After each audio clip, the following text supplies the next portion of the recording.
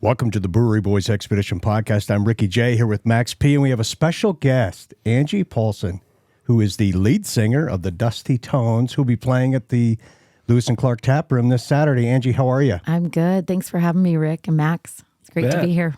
Well, yeah, it's great to have you. It's awesome to be able to sit down and talk to some musicians, and that's one thing Max and I are looking at doing more and more. So I know you're busy.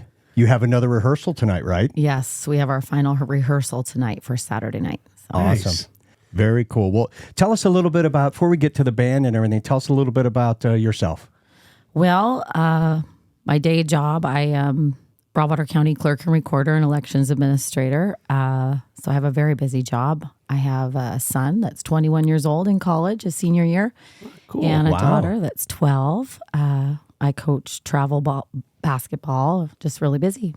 Gosh darn, yeah, that travel basketball's got to be a weekend eater. Yeah.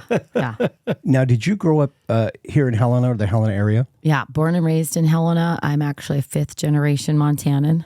So Cool. been here a while. Yeah. And come from a long line of musicians. My grandparents, their parents, both of my parents are musicians. Well, so when did you first get interested or become involved in music?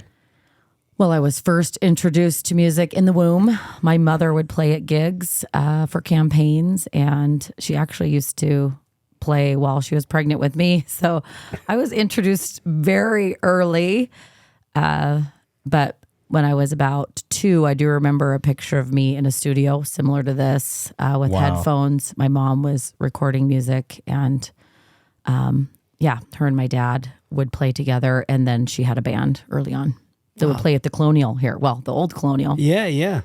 Very cool. Wow, so you've been in and around music influencing you your entire life. Yes, yeah. My parents, my uncles have had bands in Helena. They've played at Alive at 5. And when you guys get together as like for holidays, or is it a common thing that it just like breaks out and someone picks up a guitar and plays, or is it not that common as a family? That's funny. No, we don't. We actually do not do that, but we go watch each other play at That's shows. Awesome. So cool. Yeah. So when you were younger, were there any specific bands or performers that influenced you? Well, yeah, my mom, like I said, she was in a band in the Helena area. She played at Ichabod's. She was one of their house bands. And, of course, that was during the 80s. So I would listen to a lot of 80s ballads. But in addition to that, I loved classical music and soundtracks. So that's really what pulled me into music was symphonies. I know, so very interesting. So I was raised around the rock and roll, the 80s rock. My mom had purple hair that was about, 3 inches tall. Really? And, she had a day job too. So this was kind of like a side thing she did. But, me and my brothers would go watch her when we were little. And so, yeah. Purple hair wasn't quite as acceptable in the 80s. I guess. Yeah, she was a rebel. She was living on the edge for sure. Yeah. Now, is it like mother, like daughter, or have you calmed down a little bit? I've calmed down. In fact, I swore I would never be in a band as an adult. Because Really? Just because I'm like, that's kind of extra. But here I am. Well, now, outside the Dusty Tones, or before the Dusty Tones, have you been in a band or have you performed? Yes, I started in college. My brother taught me how to play guitar in college, and he actually had a band in 1999, and 2 of the band members in Dusty Tones were in that band at the time. So that's kind of where it started with this band. They were in Bozeman, and they would sing at the bars in Bozeman and would have me come sit in every once in a while. So that's where I, met our guitar player, Oli, and Emil. They're good friends of my brother. My brother was the lead singer. So, yeah, I was in that band and then also in a band in Missoula just for fun. Okay. Again, we kind of leaned towards the 80s music, a little bit of Heart, that kind of music. And then, so I'm trying to think of the next band I was in. So have you found yourself leaning more I guess with this band, more into country, more into rock, or a mix between the two, or where do you find yourself, the genre best fitting for you guys? Well, it's interesting because each one of us has a favorite, kind of flavor. You can hear it when we're all suggesting songs. I'm starting to hear what, the drummer likes and our two electric guitar players likes and the bass player, they like. What do they really, you can see they kind of bring similar music forward. Some lean more towards Eric Clapton, the musicians band, Sure. right? Yeah. They want to play the hard stuff that, another musician would listen to them and say, wow, they're really good at that guitar. So we have a bunch of different types of genre. I would say I do pull in some 80s ballads because that's, some of my heavy influence, Prince, that Sure. type of thing. But we do Nice. have some country too. And then some of the newer sounds like Chris Stapleton, that's some of our favorite kind of music too. How did you guys get formed? And who's all in it? So, Ole and Emil, so two of the originals from my brother's band. And they're the two Got together. 6-string guitar players. So Emil's the bass player Okay.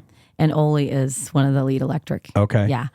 So those two got together and just started jamming about a year and a half ago again, right? And so they were looking for a lead singer and they called my brother and he lives out of state and they said, well, no, I can't do it, but I know somebody who could. They said my sister's back and Ole was like, oh my gosh, we got to call Angie. So what's interesting though is prior to that, I have a friend who's always trying to get me to start a band. And I had some fellow musicians in Helena that were saying, you should really think about starting a band, Angie. So it was kind of already in the back of my mind. And I talked to my mom and we were going to get some musicians together. And then Ole called me and said, hey, we're starting this band. Will you be our lead singer? It's really cool to be able to, someone that you have some history with and Yeah. at least have that, that connection. That's really cool. It's awesome because some of the songs we did back then we're still doing now. Very cool. Yeah. And you have another lead guitar player too, and then your Matt. drummer. Yes, Matt. He is our other lead guitar player. He's amazing. You saw him on Dusty Tones Light, so he plays a little acoustic, a little bit lead. And then our drummer is Paul Marshall. Nice. Great drummer, comes from a family of musicians. And as do you well. guys split up the vocals at all, or do you handle all the vocals? I'm predominantly lead, but Ole does lead some of the songs. Okay. And then we have, Emil here and there. He'll do one or two songs. And then same with Matt. He'll lead one or two. Kind of nice in a way. I know back when we had a band and Rick was doing most of the vocals, it was sure nice when someone would do a Yeah. song. So at least he could sit back and let the vocal cords kind of rest for a moment. So it's nice to be able to have that little bit of a break. I agree. And I think it's good for the crew that's there listening to us, get a little change up. Yeah. I You agree. know? I've always thought Yeah. that was good. Yeah. Sometimes if you're listening to one voice the whole time, it's not as powerful. Right. And And it's you good to have can't- a change up. If you're covering some things, you can't cover as much with one voice. True. You can cover a little more. So you mentioned some of the band's influences. I mean, you talked about yours and some of the bands. Any other influences at the band? Because I've heard you guys do some blues also. It sounds awesome. Yes. Yeah. We lean towards the blues. Matt brings a lot of that. And so does Emil. They have a background and a love for that. So we're leaning into some blues. Yes. For I've sure. really enjoyed the at least one Stevie Nicks. I think it was a Fleetwood Mac you did or something. I really felt like you were in your own, and that sounded really good. Thank you so much. I love Stevie Nicks. I love Fleetwood Mac. And that is probably one of the bands that has heavily influenced me and my mom, my family, my brothers, my dad, that type of sound, And it's just such it's that genre of music has such a wide swath of people that recognize it, whether they're young people or older people. I mean, there's just certain songs like that that really just connect, and so it's fun to hear them live. And honestly, there's a lot of those songs you don't hear a lot of cover bands do because there's not a lot of lead females in cover bands. Right. There's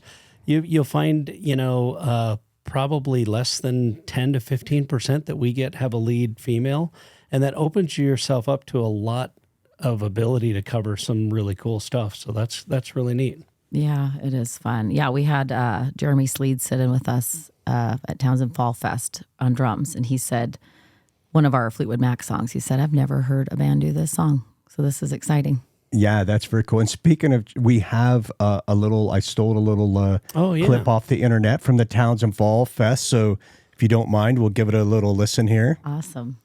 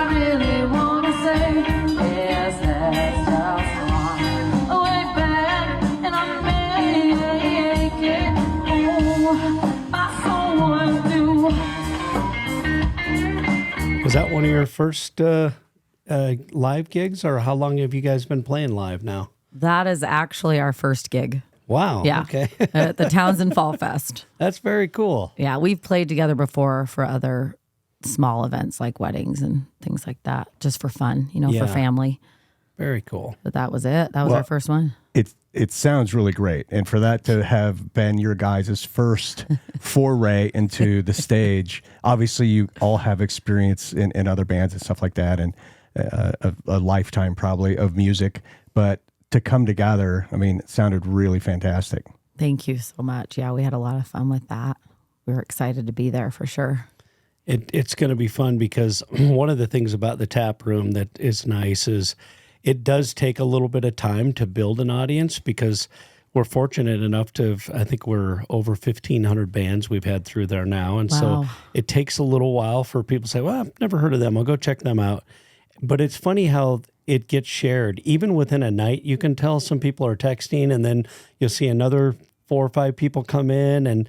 And so it's really cool to see a band start with, honestly, a small crowd, friends and family, and then over 2 or 3 or 4 or 5 appearances, see that place fill up because people realize, oh, wow, these guys are good. I really like their music. So that's fun. Yeah, thanks so much to you guys. It's really an honor that you invited us to be there. You're known kind of in Helena for being the place that has the bands, the good bands. And so when we were asked to go, we were like, yes, we need to make this happen. So I just want to say thank you. You bet. On behalf of everybody on the team. And They're looking forward to having you. I think we already got them in February. In February, too, yeah. That'll be cool. It's good to have that repeat, because the word does get out. People do share, hey, you missed a good one last night. You got to check these guys out next time they come. Well, Max, you mentioned that there aren't that many female singers, so I'm going to ask you a little deeper question. Like if you were going to tell a young girl why maybe she should pursue an interest in music or something, and what would you tell her? And like, how has your lifetime interest in music and performing, how do you think that's impacted your life? Well, I think when you both of you are musicians, and when music is in you and it moves your soul, it's something you need to do. It's a God-given thing, and it's a way you connect to also with God and other people, and that's why we're here, right? We're not meant to live alone and be alone, and I think music really can connect us to one another in special ways. There's something really special about when a music note hits just right, or a band comes together and people come together, that, it's kind of a sacred moment, in that place. And we all know when it's good and we're happy and we're together, it's just a powerful thing. So I would encourage anybody who has that desire to learn, to just keep singing, learn from other professionals, get a mentor, get somebody to teach you how to play an instrument. Sing with other people. The best leaders are the best followers first. So I've sat in on a lot of bands and learned from some of the best, I would say, and just, been in a real humble spot to learn and want to, be around good musicians and recognize when they're good. And then, you start learning more, and before you know it, you're surrounded by a lot of really good musicians. It's a lot of fun, it's like a family. So it is fun. And I think you hit on it, but You can play solo, and that's fun too because you feel the music and you can connect with the people listening to you. But when you play with other folks, especially other musicians that are better than you, it's just really, it's something you can learn from. And there's just a great feeling when you can perform and perform music with other people. Absolutely. I do get asked to sing the national anthem. And my favorite thing, obviously, I love singing the national anthem, but is to have a band around me.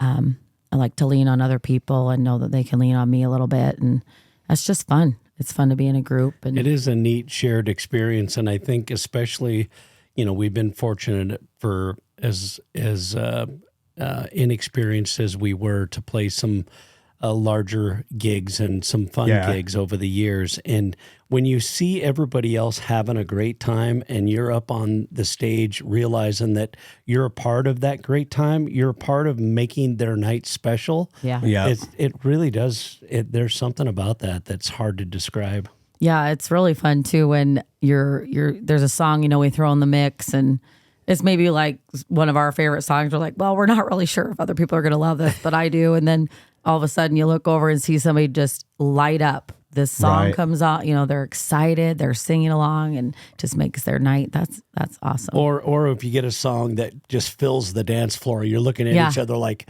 yeah, we got to do this one more. Yeah, this is one we should definitely keep on the set list. Yeah. Yeah, it's fun stuff for sure. We know you've got to get to your rehearsal, so we appreciate you taking the time. Is there anything else you'd like to tell us that about the band, about yourself? This band, they're great musicians. They're just, when we got together, we just said, okay, well, let's just see where this goes. We weren't even sure if we were going to play gigs. We just wanted to see where we were at. And before we knew it, we had somebody asked us to be at the Townsend Fall Fest. And then, here I was playing the guitar in front of Rick then. And then he's like, hey, will you come play, the tap room? I'm like, I didn't know where any of this was going to go, but it just, thank you. Yeah, it's been great. We're excited to be here. And it's going to be a good time on Saturday. I hope there's more times to come in the future. Who knows? Yeah, Who knows exactly. what's going to happen Exactly. with this, right? You never know. Well, I do like, I know you guys are all from this area and you all have other professional careers and stuff like that. And some things I've seen in the past is sometimes when folks like that get to play somewhere, especially a friendly, earlier place like the brewery, maybe a little more family friendly where people's, kids can actually even see them play. And it just becomes like a home base where when they perform there, and I'm sure you guys will go on and perform many other places, probably around the state. Like you said, you never know what's going to happen.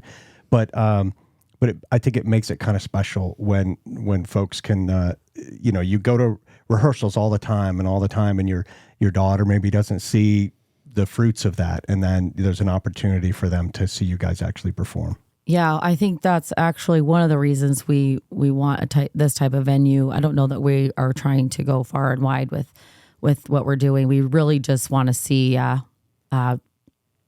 people come to our show and have fun and just enjoy music with us. It's not us to them. We want it to be a participation with us. So, and these are all really good guys in this band and good people. And I mean, you really should go talk to each one of them. They're just good guys. So. Cool.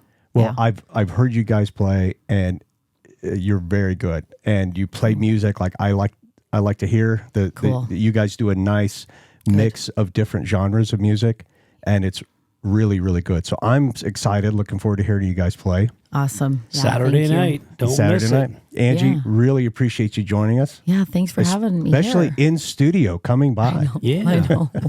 Thank you. Through the fog. All right. Well, folks, do yourself a favor and get down and see the Dusty Tones this Saturday, starting at 8. 8 o'clock, yeah. All right. We'll see you there. Cheers. Cheers. All right. Well, it was great to have Angie Paulsen with us with the Dusty Tones. Yeah. It's going to be fun to hear them this Saturday. Really hoping that as we move down this path that we can do more and more of that. I know, the interview with Laney has got quite a few views, and people are interested in the background behind the music. Right. I mean, it is just interesting to hear a little bit about why someone started playing in a band, what got them interested. And, one poster I saw which really spoke to me, which I have, is it's a guy kind of walking up the neck, and it says, "It's a journey." And for me, that really fit because music is kind of a journey. And sometimes you'll play a lot and feel you're getting pretty good. And then for whatever reasons in life, you stop for a while. And then instead of getting depressed and being like, why, gosh, now I've slipped back, just accept it and pick back up and enjoy it and start, building back up again. And just think of it as that journey. Sure. Versus a destination. Absolutely. And I think a lot of the folks that we have come through would be excited to kind of tell the story a little bit and get a little bit more background. And even the local bands. I mean, there's bands that you and I have known for years that I don't even know what they do for a living outside of playing in a cover band, but most of them have regular jobs, and it's a hobby that becomes a little bit of an escape for them and a way for them to express their artistic talents. And so it's fun to learn that. So I hope we can do more and more of those as we move forward. Yeah. And, there are some people that are playing now in bands, but they, at one point in their life, they played professionally for several years. I mean, the drummer in the Essentials, Brian, he played, and I don't even know, it'd be interesting to sit down and talk to him and get that whole story. Yeah. And I know he kind of stopped when he got married to Lita and, raising kids and stuff like that.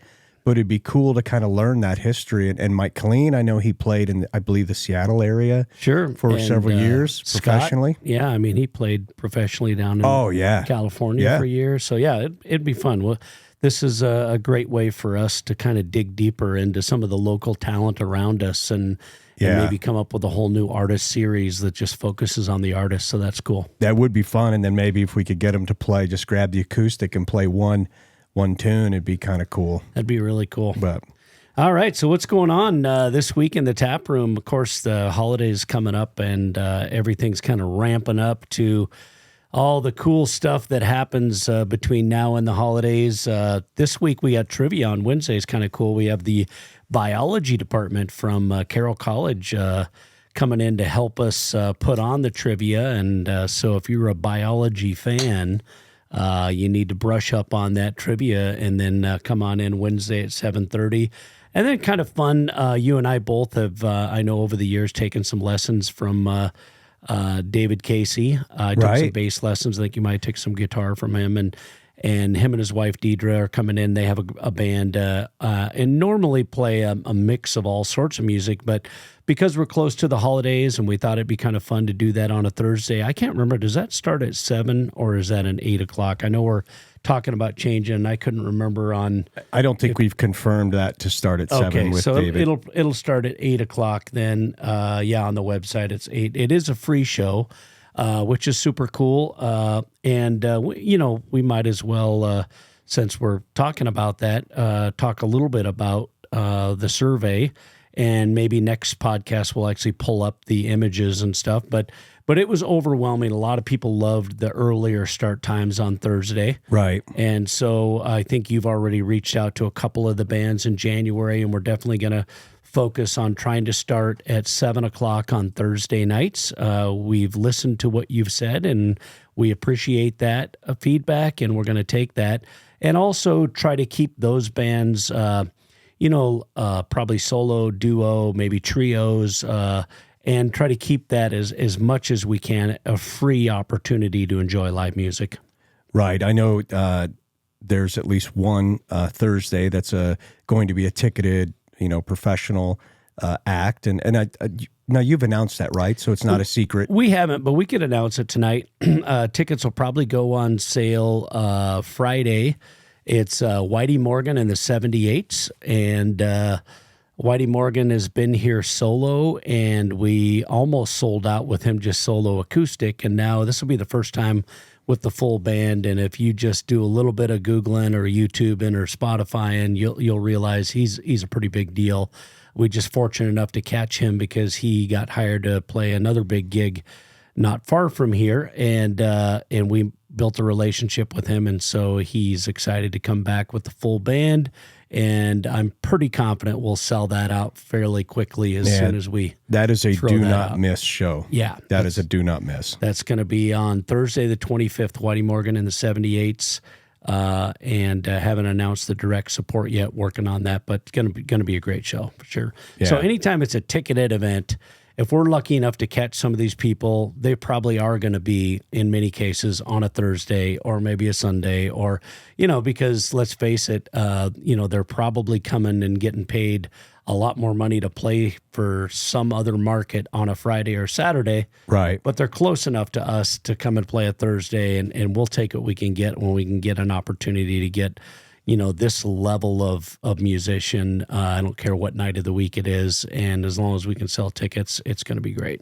Yeah, it's one, I just keep going back to, it's one not to miss. Yeah, for sure. I mean, if you just do a little bit of research and look around, you'll realize this is one of those guys that's definitely on the rise and already has a solid following and just tons of content. I just played a little bit of his stuff off Spotify for my girlfriend and who didn't know anything about him. She's like, I love this guy. Yeah. I want to come listen to him. And I think a lot of people, if they've been listening to Spotify and they've been listening to, whether it's Chris Stapleton or, any of the, kind of, I would say, country and outlaw country and even into the Americana genre, how Spotify does a good job of introducing you. You've probably heard some of his stuff because he's on a lot of those playlists, whether it be with Whiskey Myers or Turnpike or just a ton of different. I've seen his name pop up on a lot of those. Well, and I don't want to say that his voice sounds like certain iconic country stars, because sometimes, musicians or artists don't like to have that direct comparison but you'll hear flavors of really well-known, iconic, old school country voices within that, in his voice. It's really, in and of itself, it's an amazing voice, but there'll be moments that remind you of certain voices that you'll love. Yeah, very, very cool performer. So we have Thursday as the holiday show, and then on Friday we have a band called Roadrunner, and they are a Jerry Garcia band. Plays a lot of favorite tunes from Jerry Garcia. So, if you're a Dead fan or a Garcia fan, come on down and check those guys out. That's a $5 cover. Music starts at 8. And then the Dusty Tones, of course, we just interviewed Angie, and they're Saturday night, and excited for that show. I mean, they've been working together. I mean, they've been musicians for years, but to see them come together and be excited about performing again and connecting with each other, and I think just such a wide range of music, that's going to be a really fun show. Yeah, I think it is too. And I mean, I think she's pretty modest. Her vocals are really impressive. Yeah, I've heard enough for her sing. I've heard her. It's you want to get down and listen to her. Yep, that's gonna be really good. And then just peeking around a little bit further down the road, we got Vinyl City the following week. We've got Insufficient Funds the next week. We got El Winch Ho Ho the next weekend, which is our Ugly Sweater Party, and then just some really, really good stuff coming into the home stretch, heading towards New Year's Eve. Of course, New Year's Eve is going to be 10 Years Gone. We always do it with them. Big party. We give out lots of party favors, and we do champagne at midnight and all that kind of stuff. But leading up to that, I mean, we have Blue Belly Junction coming. We have Goldie Vox on the 30th, which is going to be awesome. Another band called The Stand-Ins. And then in January, please keep an eye out for 2 tickets that are going to be popping up. One for Hell's Bells on the 20th that we are just announcing right now, and Whitey Morgan, like we talked about, on the 25th. Both those shows I expect to do very well in ticket sales. And then we've got a couple other bigger shows coming in February that we'll be talking about soon. But lots of really cool stuff to finish out the year. And then some good bands coming through in January and February, which tend to be a little bit slower in the tap room. But when you bring in the right act, people will come out. Yeah, I mean, when you talk about the 2 shows in January, now you had to turn away some people from the Laney Lou and the Bird Dogs show last week. Yeah, that was the first time in, quite a while that we had some, let's face it, upset or disappointed people that showed up and said, well, can't you just do 2 more? Can't you just do 4 more? And, it is what it is. We know the number that we feel is comfortable in there.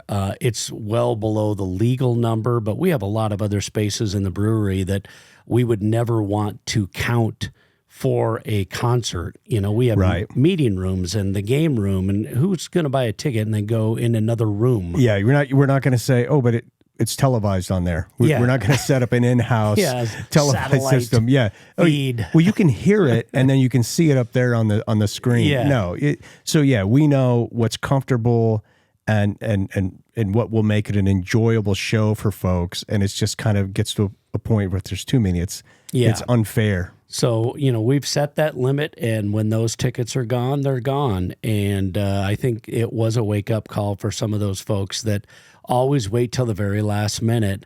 And this time they weren't able to enjoy the party. And so, matter of fact, I think we have a couple of photos if you want to throw those up. It was an amazing show. Of course, the last show with the original lineup, and we had just a really good crowd, and this is a shot actually from one of the security cameras I just pulled off, and I thought it's a great angle to show. This is one of the reasons why when people say, how come you don't have seats for everyone? Well, if we want to be able to fit, 400 people is what we've set our ticket level at in our facility, and be able to provide the musicians the money that they need to make it work, we don't have room for a lot of seats. So the seats that we have, we do sell some reserve seating, like up at the bar and the penthouse. And if you got there early, that entire rail upstairs was, no additional charge. If you got there early, you had a seat along the rail.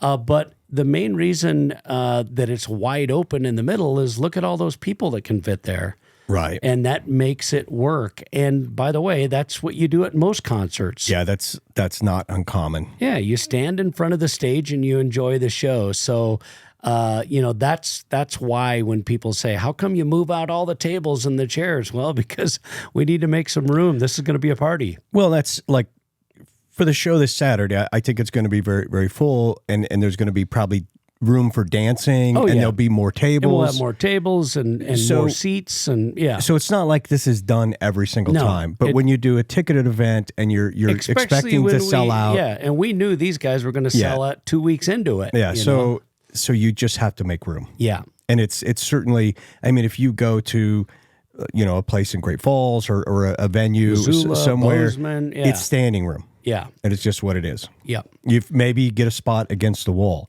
Yeah. I mean, at least here there are some seats, and overlooking on the balcony. Yeah, and plenty of room to, rails around to put your beer on and stuff like that. So that was one of the images, and then just caught another kind of random one here with the crowd enjoying the music. And I think we got probably 2 or 3 we can just kind of throw up there and take a look at it. It was just such a fun show.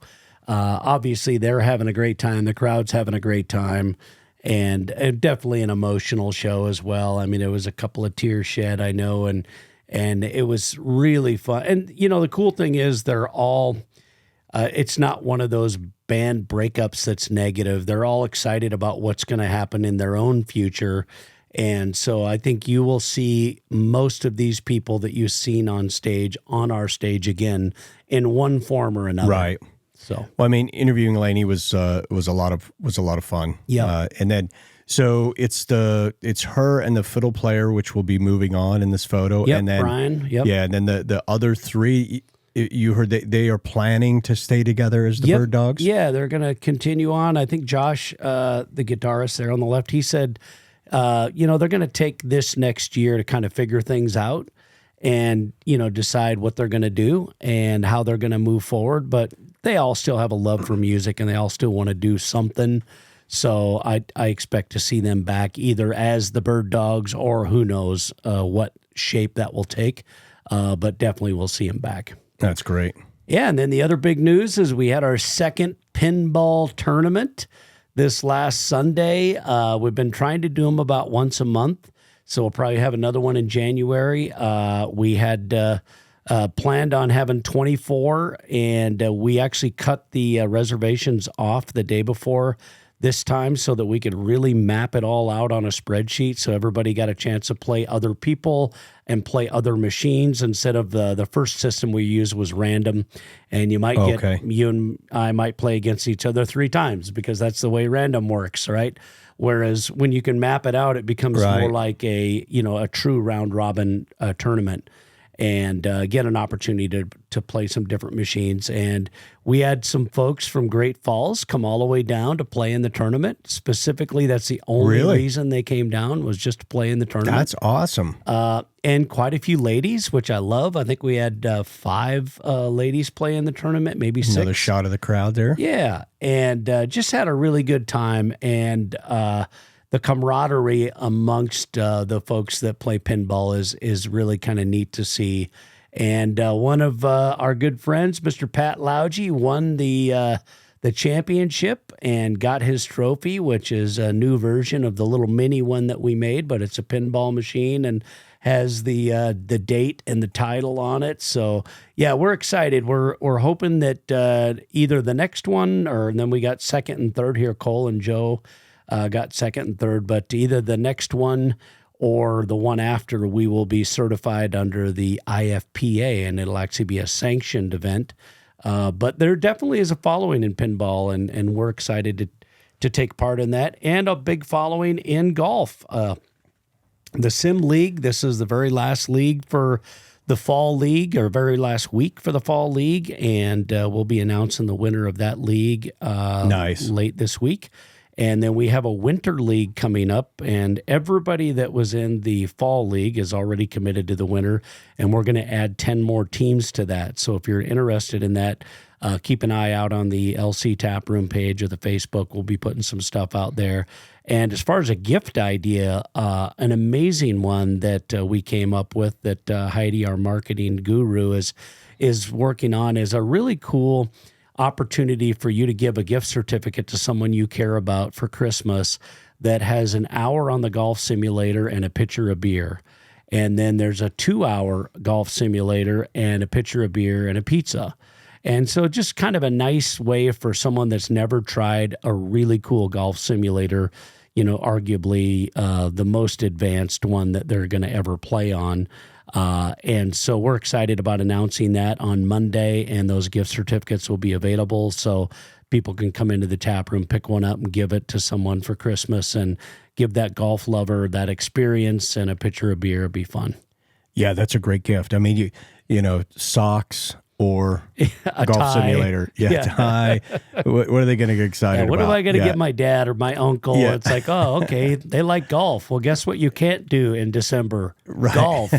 So exactly. You can go to the tap room and have a good time. So yeah, lots of parties going on in the tap room almost every night of the week. There's probably 4 of them going on, all the holiday parties and stuff, which is just great to see people getting together and enjoying their time at the tap room, whether it's in the power room or in the game room or arcade or wherever they're at. So that's been really cool. Well, you mentioned, back to the golf simulator, you mentioned an update which will be coming, the company has announced, and that's a program where it's kind of becoming a golf instructor for you. So it's taken it. This is what it sounded like to me is like the simulator has all these technical points, that your azimuth, where you impact your club ball face, speed, and how you're swinging from inside out, outside in, all those.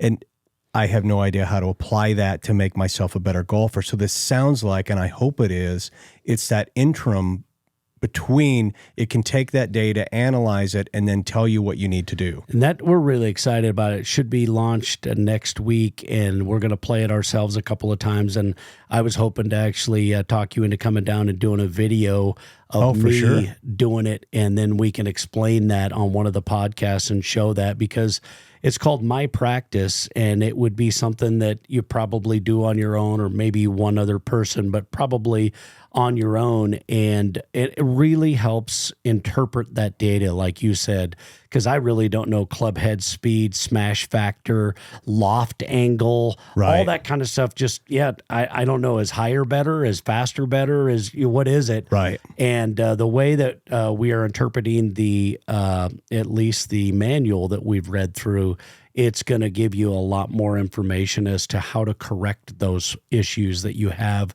with your golf swing, whether it be you're going left or you're going right, you're slicing, you're hooking. Okay, well, this is what you did the last 4 hits with your club face. So if you turn that or step back a little bit or get over, a number of different things. So that's going to be super, super fun and exciting for me personally and to be able to share with other people. Right. I mean, that's one thing where I could see even during the summertime, even during the nice times when you're basically kind of paying for a lesson. Yeah. And you're getting all that data feedback right away. Within an hour, being able to learn a lot within an hour would be really cool. No, that's where, because obviously when the weather's nice, you want to go out and play golf. So, but to be able to come in even when you're playing, because sometimes during your summer of playing golf, something happens to your swing or something. Yeah. So you can come trying to figure it out. Yeah, and you're basically giving yourself a lesson. So I'm really psyched about this. It will be fun to play through it and then do a podcast like on a little it. Tutorial podcast. And just be like, this is the shit. And you know what we should do? Just thought of this, but let's give away at that podcast. Let's give away an hour of sim time with the new training module attached to it when we're talking about it. So that would be fun to do. So keep an ear out. The next 3 podcasts we do, we will carve out a special time for that and then do a giveaway on Facebook and Instagram and stuff for people to give it a shot. That would be a great way to introduce it, I think. Yeah. For sure. As far as beers, we have a fresh batch of Mexican lager. That thing blew out so fast that we actually ran out on tap, and now it's back on tap. It's back in the cans. And I believe between the distributors and what we had in stock, I don't believe it actually ran out on any store shelves. It came really close, but we've been able to replenish that, and now we have another batch we're just brewing next week. So we're not going to run out of that beer anymore. We learned our lesson. That is a hot beer. Good. People love it, and so it'll be available year round and on a continuous basis. And then the other one that I think you got a try on the Laney, Lou and the Bird Dog show was the vanilla porter. Very smooth, man. That's good. Super silky smooth and got a little bit of sweetness from the vanilla, and it's a little bigger beer, but it's a great wintertime beer. And that is not my normal go-to style, but I really enjoyed it. I thought it was really good. Awesome. Very smooth. The vanilla is not overpowering at all. It certainly adds to the flavor. Cool. I thought it was really good. So that, and then we have a big Imperial Stout coming down the road here in the next probably 2 to 3 weeks that we're excited about. A good winter warmer, so to speak. It's going to be well in excess of 10% on the ABV. Hello. We've had a lot of people asking for a bigger beer and for the wintertime. So that's coming down the pipeline, probably right around the New Year's Eve party time. So that should be good. Awesome. Well, anything else, Max, you can think of?